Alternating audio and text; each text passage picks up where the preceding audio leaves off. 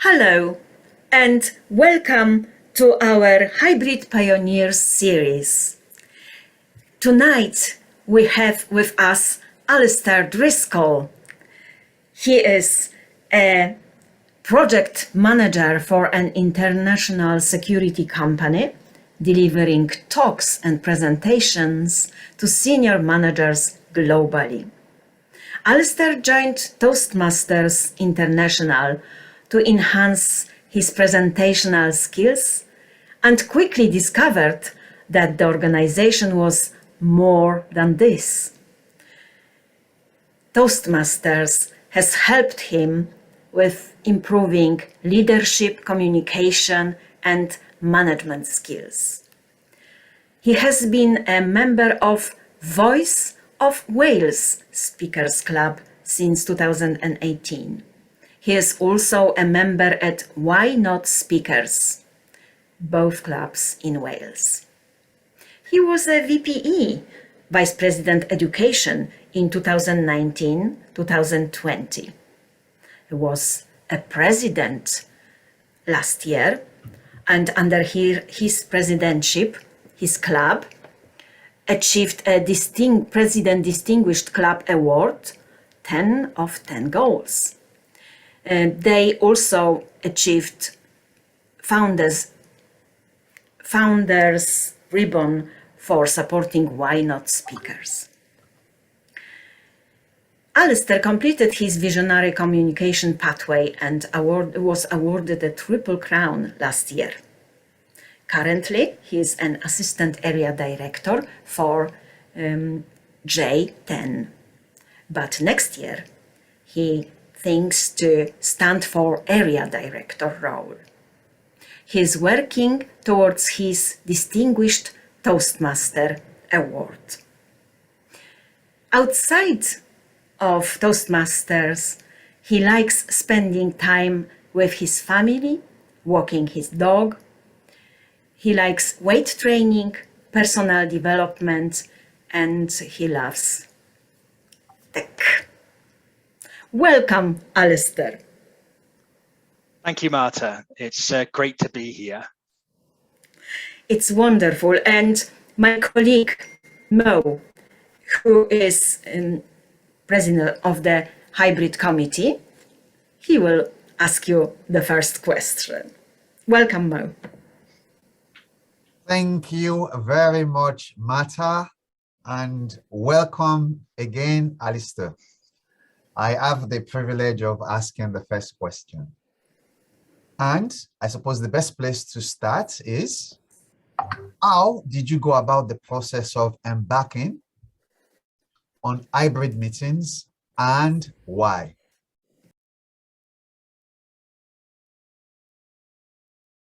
Thank you, Mo. Well, the process and the reason why we were embarked on hybrid meetings was to get members buy-in. And what better way than to use the visionary communication pathway, which I was currently on last year, as you heard earlier, to develop a vision to the members and also to the online guests at the time to communicate change. Change, as we know, is not a great thing. People hate that, but we need to embrace change. And what better way to do it than incorporate it as a hybrid club? Why did we embark on it as a hybrid club? Well, at the beginning of my presidency, we lost as a club 15 members to Why Not Speakers. We supported them in the previous year, but they had gone away to charter that following year, and we needed to increase our membership and retain our members as well. So embarking on the hybrid meetings was a critical point to our success and to the future of our club. That's interesting. You lost 15 members. I suppose that is to help start a new club. And it was mentioned in the bio that you did get a Founders Award for that. And if that has in any way contributed to the hybrid adventure, I suppose it's a good thing. The next question is, was the first hybrid meeting easier or more difficult than you thought, and why? One of the things I would say is, I know you are interested in tech. In layman terms, for those clubs that are not trialing hybrid yet, what was your first meeting experience like? It's a great question. From my memory, it was a challenge, and it was incredibly stressful as well, Mo. We went and prepared. We attended the new venue that we had and scoped out the requirements for the layout of the room and the projector and the screen, etc. And unbeknown to me, on the first night, I turned up an hour and a half early, only to be presented with a different layout of the room. So I had to improvise, and improvise very quickly. I would say that it was, even though it was a challenge and it was incredibly stressful, it was really very well, rewarding as well. The only issue that we really had was the audio. And even though I love tech, I'm not an audio expert by any stretch of the imagination. And the issue that we had inside the venue at that particular time of that meeting was that we had some really bad feedback from the speaker. And I tried and tried to get it resolved, but to no avail. In true Toastmasters form, we had excellent speakers, great evaluators, and a fantastic Toastmaster that evening. And they pulled it together. They carried on regardless, despite the feedback that they were encountering. The positive from that, though, was that our online meeting, or our online guests and members, didn't actually get that feedback. It was only in the room at the time. So the feedback that we had, despite the audio issues, was that it was run very well, apart from the technical issues that we had. So subsequently, the second and third meeting went very well, and we'd resolved the audio issue. So it was a real challenge, very stressful, but we learned a lot from it, and we continue to learn a lot from these hybrid meetings. That's actually quite interesting, because I suppose whenever we embark on a new journey or heading in a new direction, to not expect challenges is something that maybe somebody who hasn't really tried a lot of new things, you're not going to start hybrid meetings for the first time, and even with the best preparation in the world, you had a change of layout, you had to learn about audio issues, and the feedback was probably inappropriate, but there was a lot of learning. So that's very good. The next question is going to be asked by my distinguished colleague, Marta. Over to you, Marta. And thanks for your answers, Alistair. Over to you, Marta. Thank you, Mo. Alistair, what, in your view, are the critical essentials to guarantee a successful Toastmaster hybrid meeting? What are they?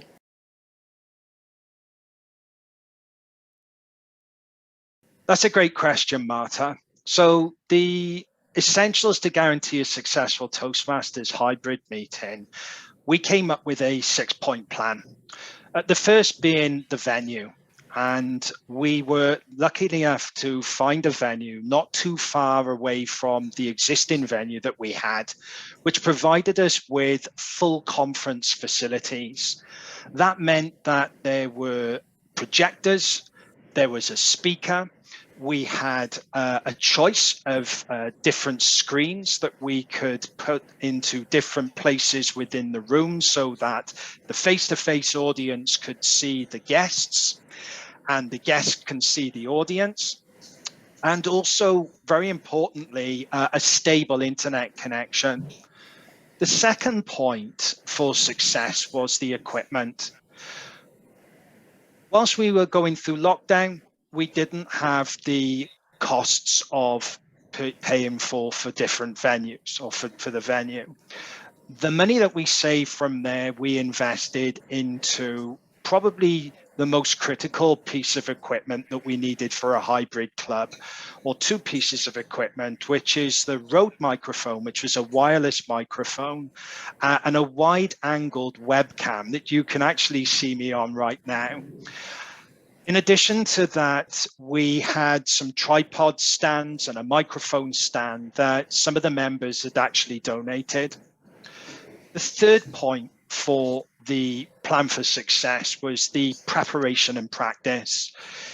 It is incredibly important to make sure that everything was running smoothly. What we didn't want to do was turn up to the venue on the night and crash and burn.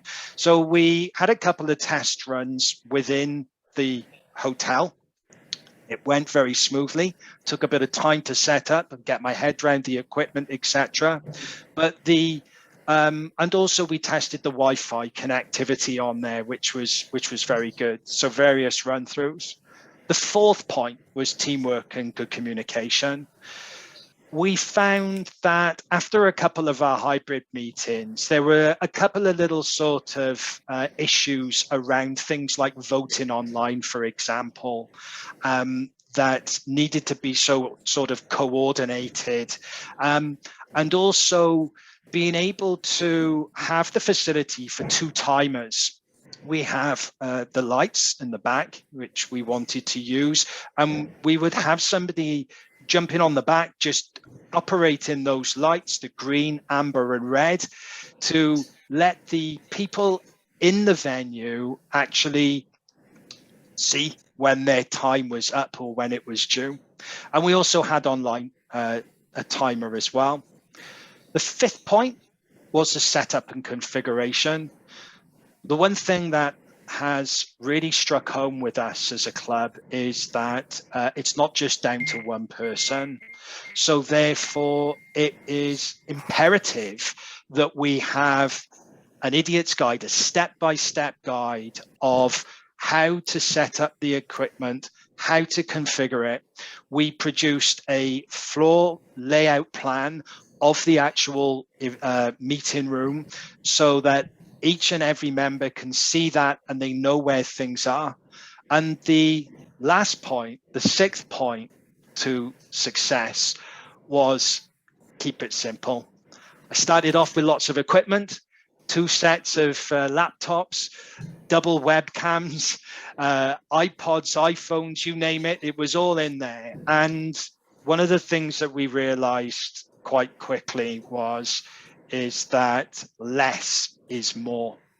So those really are the essential items that we used in the 6-point plan to guarantee our success of the hybrid meeting.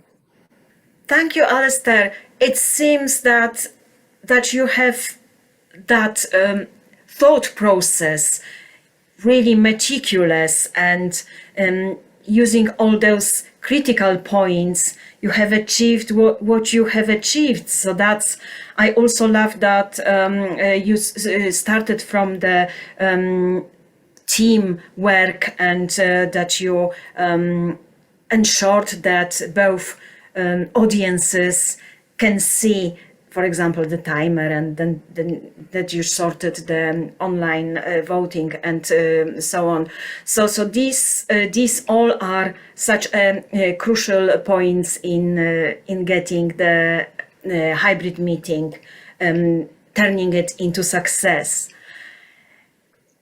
I also wanted to ask you what would be a positive that hybrid meetings have that neither online or in person could have?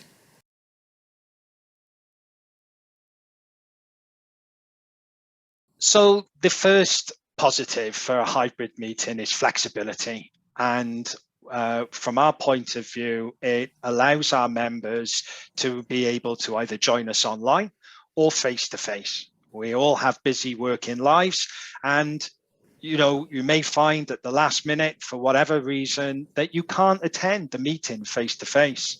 With a hybrid meeting, it now allows people to be able to join us online. That means that it encourages and allows us to be able to increase the number of participants at each and every meeting. In addition to that, we want to increase our membership, and we struggle in our locality in South Wales to be able to pick people up geographically. So for us, we have been lucky enough to bring on members, not just nationally, but internationally. We have members in North America. We have members in the Midlands, in Oxfordshire, in Trowbridge. So we're very blessed to have those people. And some of those members actually have an active role as club officers. Also retention as well. It allows some people who don't particularly want to go back face to face at the moment for obvious reasons of the COVID situation, that they can still join us online in the safety of their own home. I think finally, the other positives of the hybrid is that we can have Toastmasters who can join us and support us as a club. For example, we've had a lady who's based over in North America deliver a fantastic educational workshop for us. And we've also had guest speakers like the European champion for public speaking for Toastmasters, Marta, who's not just joined us once, but also joined us twice. And we would never have been able to have Kyle come along and join us on a meeting if it wasn't for our hybrid club. Thank Alistair for those comprehensive answers. One of the things I like about these interviews is I get to actually ask this question. For me, this is a pivotal question. What is your best hybrid meeting experience? I know you've spoken about choice for members. You've spoken about Kyle joining from abroad. From a personal point of view, what is your best hybrid meeting experience? That's actually quite a tough question, Mo. The overriding message from our guests and the feedback is that we are a warm and welcoming club. We are very proud of its validation, and we're doing actually something right, and that we'll keep on doing what we are doing as a club. So, our best hybrid experience is a seamless experience, I guess. Something that runs smoothly, looks effortless, and even though it's like a duck on water, we're all furiously paddling underneath everything that's going on behind the scenes, but above the surface, it's beautiful, and we just seem to be gliding along. So a seamless and tireless experience. I will take that. Seamless experience, fun for members and yourself as your best hybrid experience. That's interesting. I'm going to go on to a question that you touched on earlier. You mentioned you had a choice of two hotels with full conference facilities, and then you also talked about less is more in terms of you had lots of equipment. How did your club go about selecting the equipment and deciding on the setup?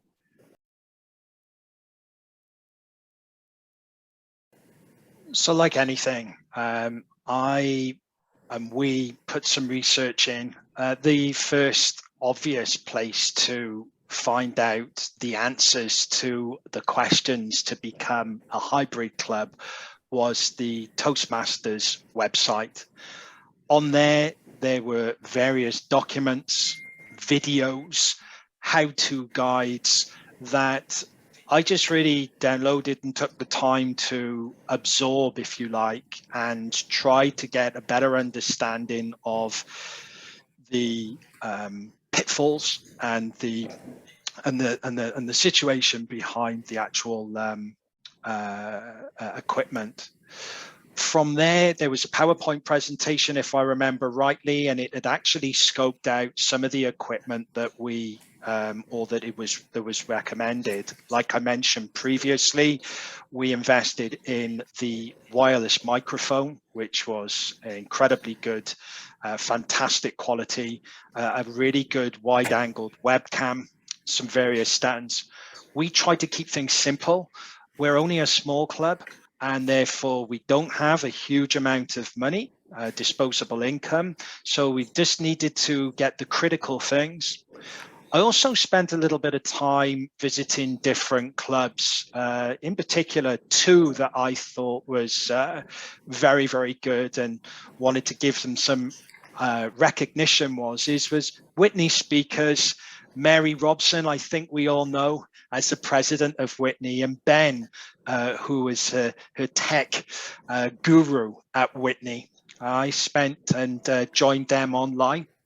I'm one of their hybrids, and they gave me some time, they gave me feedback, they recommended various things that we should consider. Ben's idea about the layout, the floor layout, and the plan for that.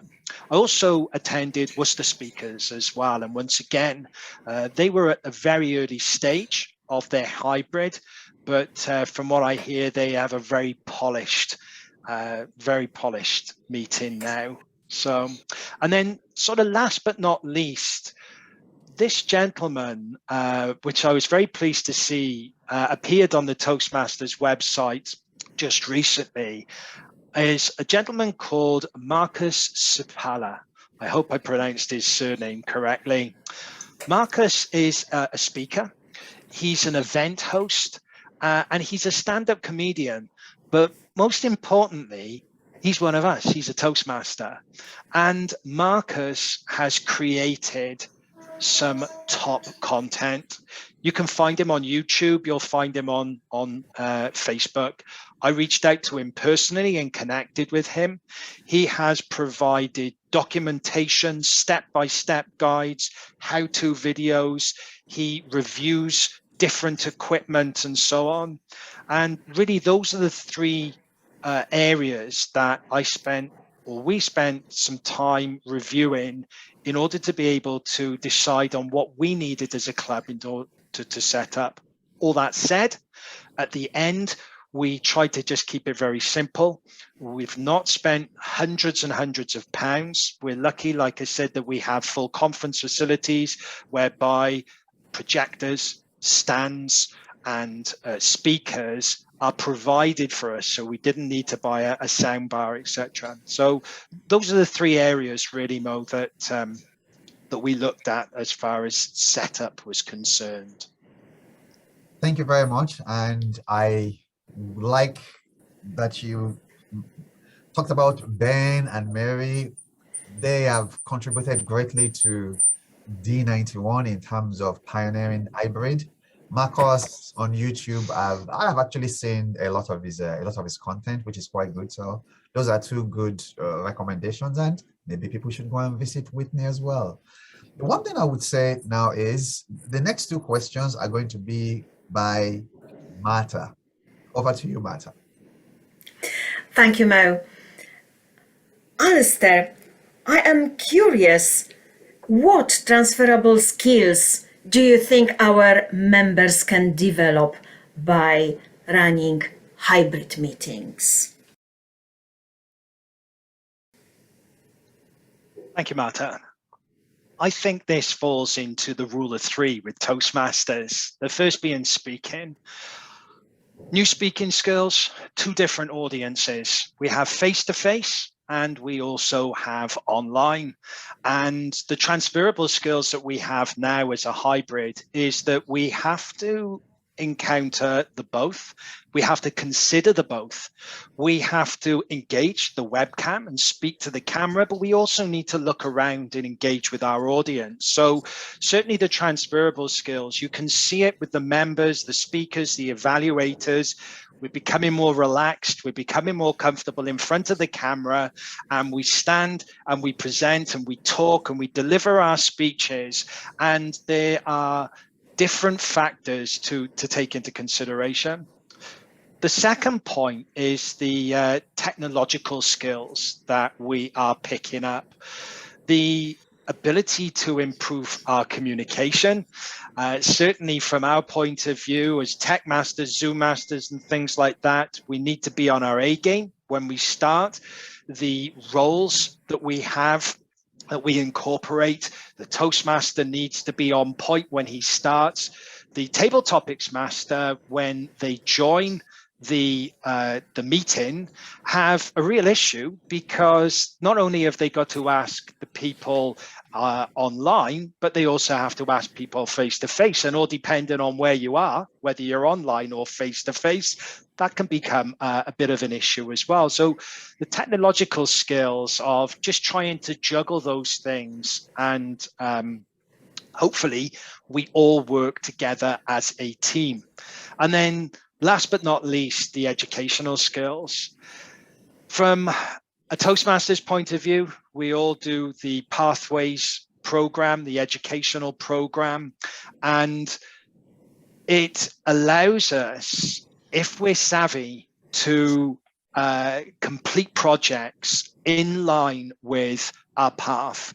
So, for example, there's a hosting online meetings for a project within Pathways, pretty much on all the educational paths from what I understand. So we encourage each and every member at the appropriate time, with some support, with the training, to step up to that mark and to become the Zoom master for a meeting, so that they have a great understanding of how the meeting is organized, how it's prepared, and also a little flavor of becoming the Vice President Education, which is the VPE's role that they do on a weekly and monthly basis. So say three things: speaking, the technological skills to pick up, and then finally the educational skills which complement our path as we go along on our journey with Toastmasters. Thank you, Alistair, for listing all those skills, because I think it is really valuable for anyone that is listening to us that maybe is hesitating about entering into hybrid meeting area, to really encourage them to really give that level up to the skills that we are acquiring. I also would like to ask you about any extra demands. Are there any extra demands put on the committee and the in-person attendees in a hybrid meeting? Yes, there are additional demands, extra demands on the committee, on the members, in-person attendees. So the first person that springs to mind is the Vice President Education. Having done that role, it really is a tough job. Actually, though, my favorite role and position. I think that I would recommend anybody to consider the Vice President Education, because of the knowledge and understanding that you get of how to organize and prepare and plan for a meeting. But now we haven't just got face-to-face, we have online. We have the benefit, though, of Easy Speak, which is our software platform, which allows us to be able to coordinate and manage those meetings. And there is a function in there that Mary Robson, actually from Whitney Speakers, had suggested to me, where there's a template that you can change to become a hybrid meeting. What that means in layman's terms is it allows the VPE to be able to ask the members to update whether they will attend in person, whether they'll attend online, or whether they can't attend at all.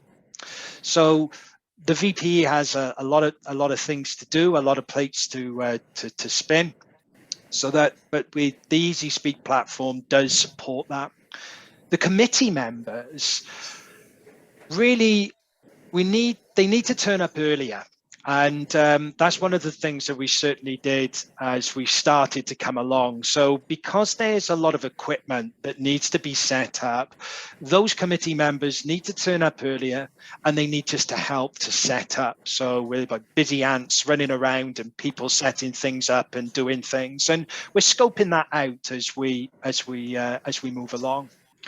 The treasurer, of course, has additional duties. There are additional payments of invoices, really, are the things that would spring to mind there.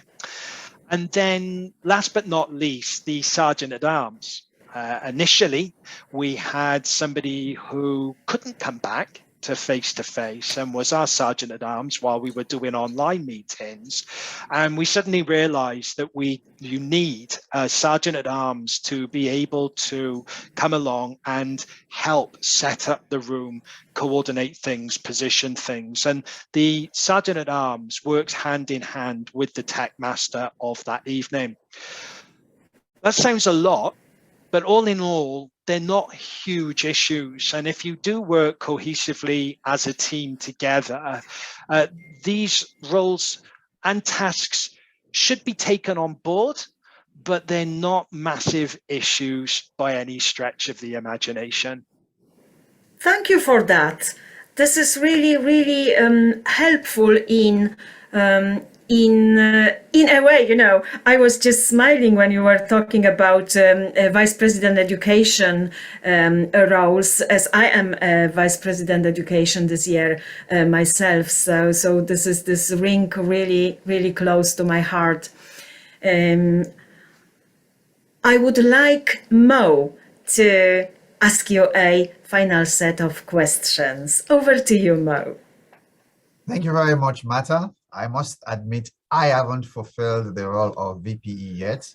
Based on both your recommendations, that is a challenge I shall look forward to.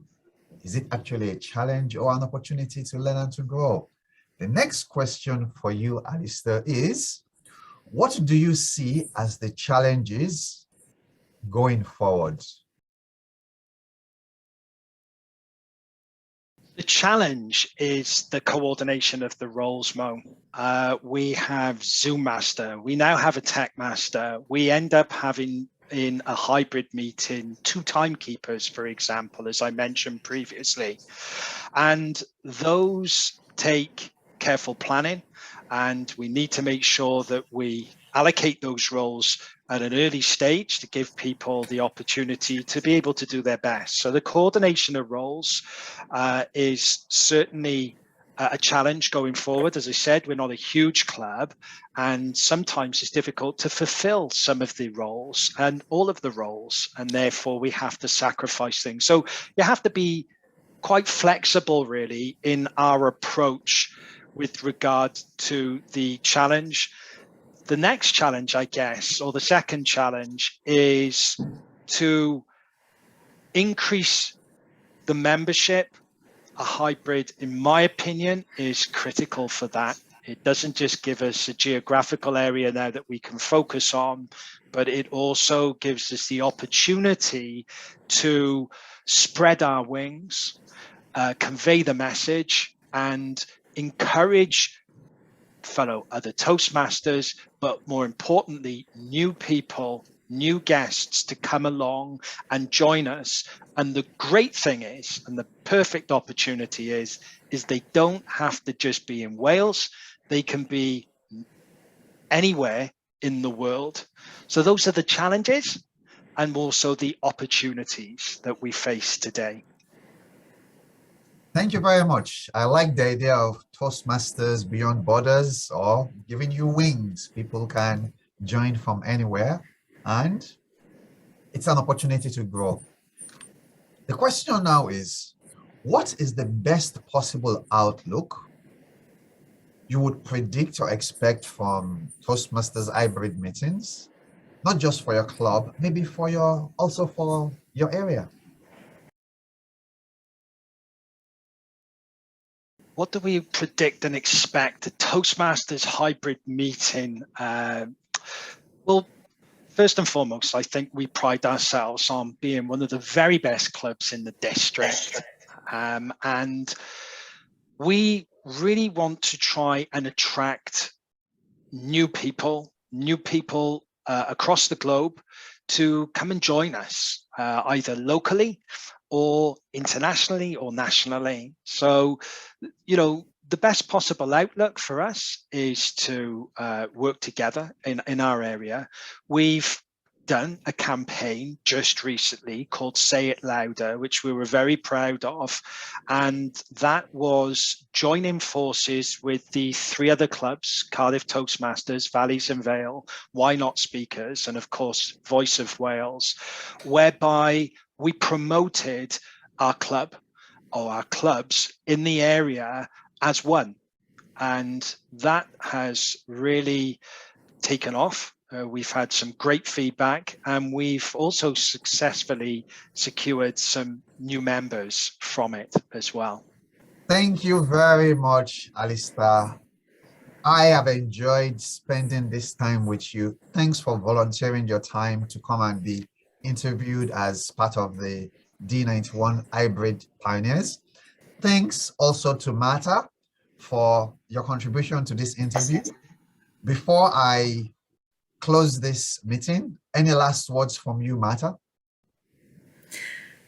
I am really privileged. I feel really privileged to be able to have this conversation with you, Alistair. Thank you so much for so many points and ideas that we can take forward in our club as hybrid, continuing the hybrid meetings. And I think that many other clubs and crucially those who were not yet going hybrid.